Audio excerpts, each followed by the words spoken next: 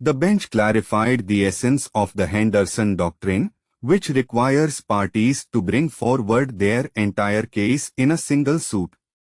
It bars the relitigation of all issues that properly belonged to the subject matter of the original proceedings, regardless of whether they were raised due to negligence, inadvertence, or omission. The court emphasized that this doctrine, as part of the broader rule against abuse of process, ensures judicial propriety and fairness by preventing vexatious and repetitive litigation. By re-agitating issues that could have been raised earlier, the respondent sought to undermine the finality of the court's judgment and prolong the litigation unnecessarily.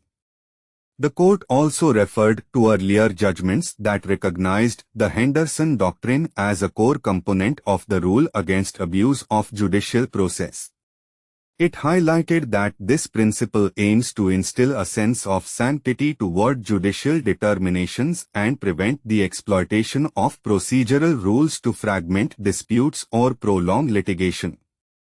While the principle is flexible and allows exceptions in rare circumstances, the court found no such exceptional grounds in the present case.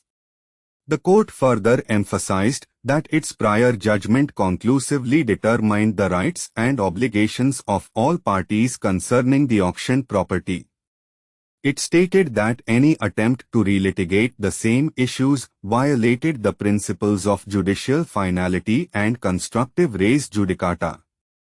The respondent's actions were deemed an attempt to frustrate the judicial process by avoiding compliance with the court's order under the guise of challenging the auction's validity. The bench reiterated that the contempt power is not confined to acts that directly violate express orders but extends to any conduct intended to undermine or frustrate the judicial process. Accordingly, the court allowed the contempt petition and directed the respondent to comply with its earlier order by handing over possession of the auctioned property to the petitioner.